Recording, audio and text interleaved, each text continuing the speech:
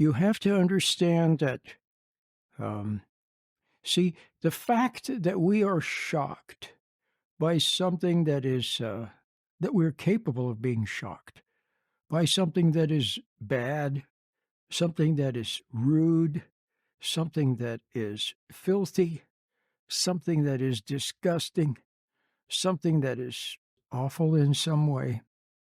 The fact that we're shocked by it, all of what I have just said is proof positive that the Garden of Eden story is true and that we are a fallen race and we have a kind of a genetic memory of the fall. Well, see, animals live in a certain environment and they don't get very shocked very often. When they do get shocked, they have the same reaction that we do. They then have a memory of that shocking experience, and then they avoid whatever the thing is. So they do have that. But we humans are even more sensitive. And the reason is that when we're shocked, not only, see, so here's the thing. Originally, we were meant to live in a beautiful atmosphere of God's creation where there is no cruelty, no viciousness, no hate, no vicious anger, no tease, no temptation, no torment. But what happened? Well, in the Garden of Eden, the very first human beings, Adam and Eve, the serpent, there was some sort of an evil um, around, wasn't there? The devil, the serpent. But it didn't bother them. They may not even have known it was there. They probably didn't even know it was there. They were oblivious to it. But it made its approach with an appeal, and they lent an ear to the appeal, and then they did something they weren't supposed to do. They ate of the forbidden food. And when they did that, see, it altered it it altered their nature. They entered into a different environment, into a jungle environment, into a beastly environment, into a lower environment, and they had to adapt to that. But now look what happened. It got inside. That shocking experience got inside of Adam and Eve, and then they had children and children's children. And somehow or other, it got inside of just about everyone. And so down through history, what have you had? You've had awful things that did not exist before Adam and Eve fell. Before they fell, it was a pure, sweet, innocent, good environment with no hate, no violence, no cruelty, no viciousness, no tease, no taunts, see, no deception, no cruel experiences were there. But after Adam and Eve fell, not only were they shocked and traumatized by that forbidden act, which altered their physical being, but they also then became subject to that which had tempted them. In other words, the devil, the dark side, the serpent, whatever you want to call it. They became subject to it, and it got inside of them. And then in their progeny, it inside of all their progeny then later in history did all kinds of awful things. So now there was cruelty upon the earth. Once it had been paradise. Now there was viciousness. Before there wasn't any. Now there are vicious, cruel, mean, cunning people who create shocks. That's what they want to do. They want to create shocks. They want to create trauma because they know we're susceptible to it, see. So we are born, see. Adam and Eve were in the pristine environment. Had they never made the mistake, they would have lived in paradise forever. But after having made the mistake, they then became subject to that domain. They became subject to tease and vulnerable to it. See, they became vulnerable to taunts, to challenges, to cruelty, to lies, to deceit, and to viciousness. And their vulnerable self then was also then sensitive to more shocks, more traumas. So now you have a little child that's born, and very soon the parents are arguing and angry at each other. And the kid goes out into the world, and there's a schoolyard bully, and then there's unfairness. His brother, does something wrong, and then he's accused of it. And he said, I didn't do it. And then they call him a liar and accuse him of doing it and punish him for doing what the brother did. See, unfairness. And then there's violence. And then there's tease and challenge. Everywhere you go, challenge to be more, be smarter, be better, get better grades, work harder. See? And so it's everywhere, but we're sensitive to it. And so we fall to all of these traumas. And whenever you fall to a trauma, it gets on the inside. In the Garden of Eden, the outside got on the inside. Not only not only as a memory and as an emotional memory, and not only that, but also the very spirit behind the tease, the trauma, the shock got inside. See? So the kid goes to school, the vulnerable kid, he's just a good-natured kid. The teacher hates him for some reason. Just like, did you know that one of Albert Einstein's math teachers hated him? That's right. He hated Albert Einstein. Why? Because Albert Einstein sat there with a little smile on his face and didn't honor and worship and respect the teacher like the teacher wanted. Albert Einstein was an independent kind of a guy. Albert Einstein kind of wanted to march to his own drummer. And he probably could see that the teacher was a phony. And so the teacher hated that. So he hated Albert Einstein. So the little kid is at home and looks at the parents' meanness and their impatience and their arguing and their selfishness and their duplicity. The child looks at them with innocent eyes. And the bad that's in the parent, see, remember, it got in. When they were shocked, when they were traumatized, it got inside of them. And then inside of them, it then, sought to shock and traumatize the child. So it used violence or cruelty or unfairness, picked on the child or rejected the child. See? So you got the idea. So we go around creating traumas for each other. Every one of our acts of impatience, of being dishonest, of lying to people, of treating them not like a person but like a thing, of trying to take advantage of them, of trying to use them, of teasing them, of trying to impress them, and trying to manipulate them and change them. All of those are temptation and potentially shocking. See? And so the victim reacts to what they see. Now it's in you. They react to it, and it becomes a trauma for them. See? And then it gets inside them. And what was in you? The bad in you that drove you to create shocks and traumas for other people and to be unfair and so on. Then it got in them. Now, how did it get in you? Probably your first big sin was resenting your parents. You resented them. And we're of course told not to.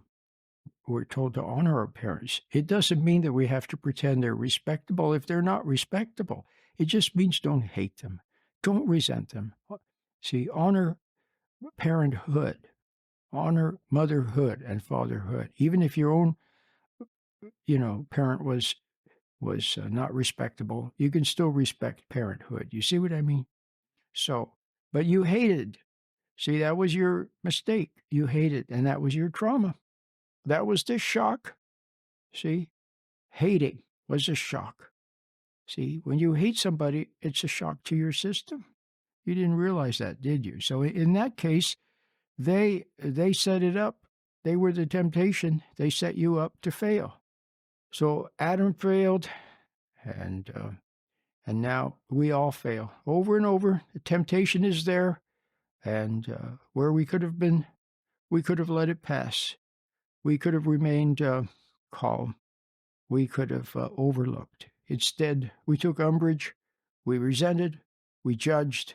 We became angry. You see what I mean?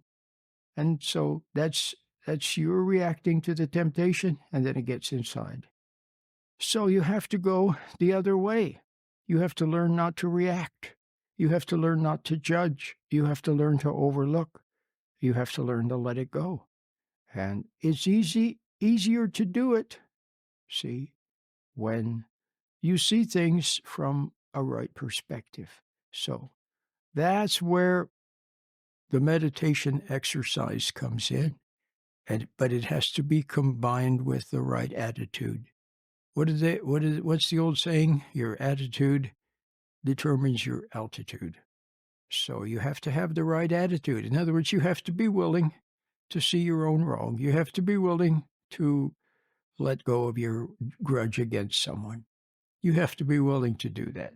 And you're willing to do it when you can see that it's unfair. When you judge them, it's unfair. You see what they did to you, or you think they did to you. Maybe they didn't.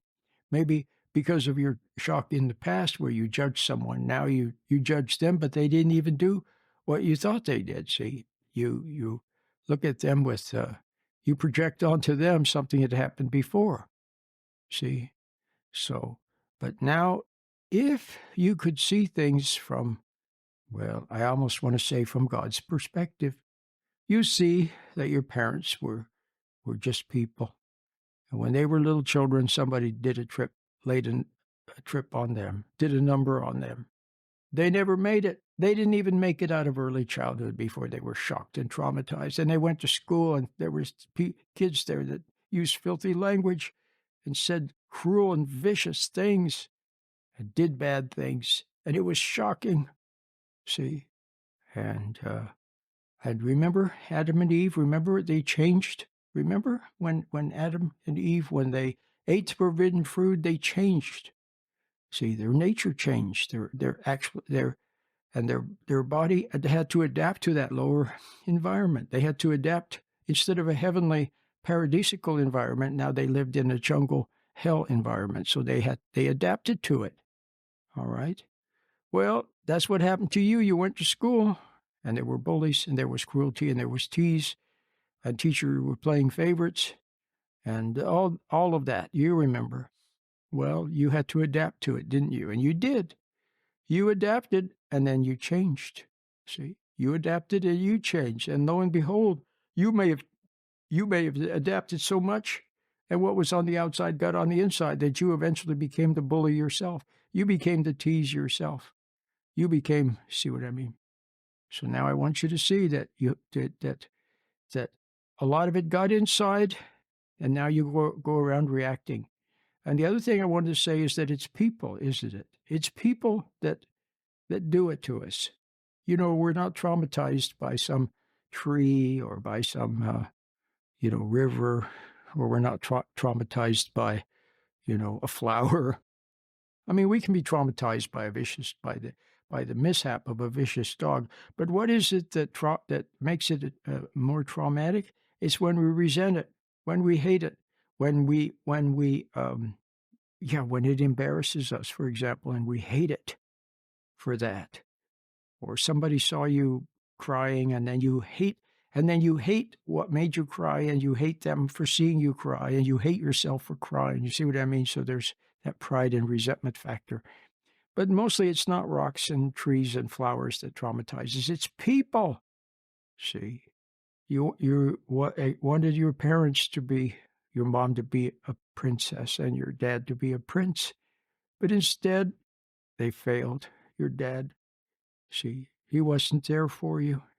You wanted him to be noble and brave and strong and stronger than the world, and he failed. And he looked to your mother for support. Instead of looking to God, he looked to your mother or to alcohol or to his boss or to work, or he looked to something else.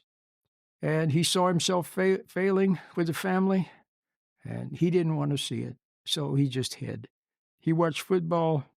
He went out and played golf. He hid in the garage. You know, he went to work and worked too many hours and avoided. See, and your mom resented him because he failed her. And so that's how it began. So you hated your parents, then you hated other kids, and then you hated yourself. And then it just goes on and on and on. So you have to learn how not to hate people. And like I said, it helps when you see that they're innocent. But they're not innocent. No, that was I misspoke. No, you see that they were traumatized. They were penetrated. They were changed. There's something in them.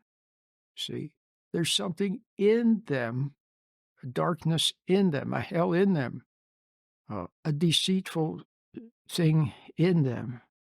See, and it has control over them, a lot of control, maybe 99% control. They're not free. They're not free.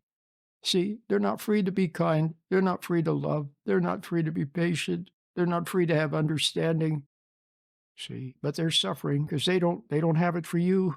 They didn't have it for you, but they don't have it for themselves either. So they missed out on it, and but they can't see what's going on, and they also hate other people and blame other people.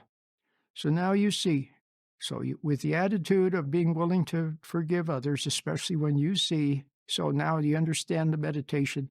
See, that's the key. See, and you have it at your disposal. All you have to do is get the meditation. You can listen to it with my voice in the beginning. It's better that way. Listen to it, and as I'm saying it, you practice it. You actually become aware of your hand. You actually close your eyes and you look at the little particles, the little pixels of light on the inside of your eyelids. You actually experience them, sit quietly in the moment, and get out of your thoughts. And find that objective state where you're standing back and watching. And then from God, see, in that state, you can't find God in your imagination. You won't find God in music. You won't find him in a book, no matter how holy it is. You won't find him, preaching to you from some expert or something. You won't find him in a ritual. You won't find him on some mountain somewhere or in some monastery. You experience his presence when you sit quietly and watch and wait. See? And when you're willing to forgive other people, not hate them, not resent them, not judge them, when you're willing to let go of that and let go of the grudge against your father. See, some people, they're the life of the party and they seem to be a friend to everybody and they're friendly and they're so helpful. See, but something is blocking them from God, and what it is for some of these people, it's a resentment of their father, a grudge against their father. That's what's blocking. So you have to be willing, see, to let go of your grudges, things that you've made too important, something that you want out of life, something you want to prove to other people, something you think you were denied. You have to be willing to let it all go and just sit quietly and yearn to know the Father that you've never known. And the meditation helps you to do that. Then you go out into the world you'll feel a little distant. That's it. It's mental distance. A little distant. So you go through life with a little bit of detachment. And then it doesn't get in. See, when you have this detachment, God, there's the most beautiful prayer that Paul prays. Something about the peace of God will guard your hearts and minds. He prays that the peace of God will guard your heart and mind and keep you in Christ Jesus. Now, that word guard is actually, it actually means guard, like military guarding something, or a security guard guarding something. So there's something about when you get closer to God and you allow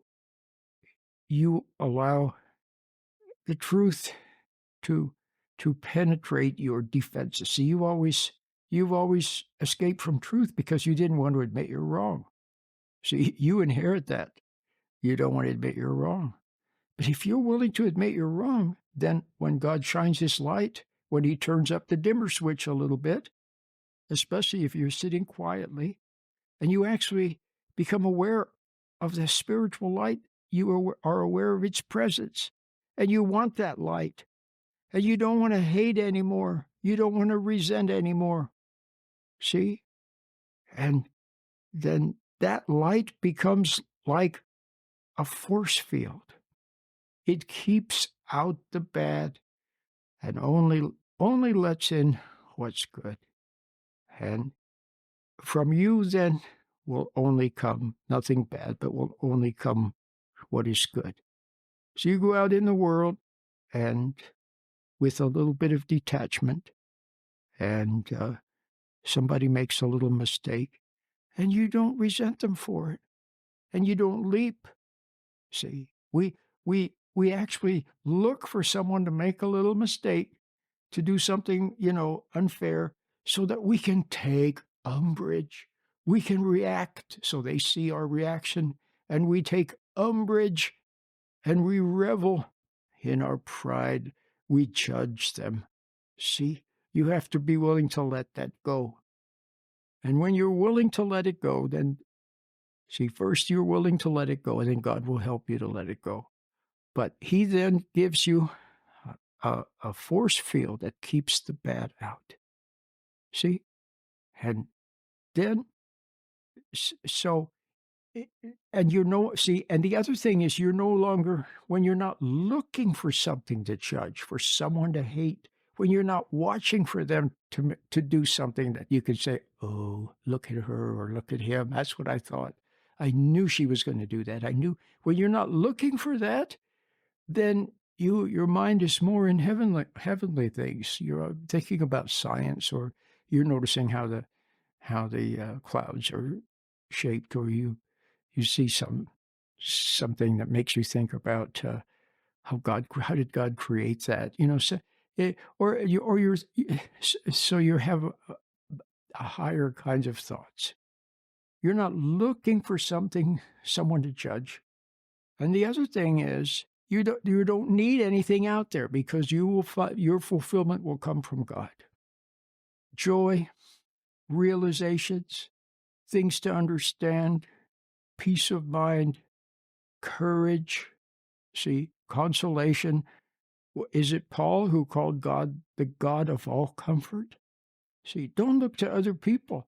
See, but there's going to be a little bit of boot camp, a little bit of basic training. You're going to have to see how you have been looking to other people for their support, for their encouragement.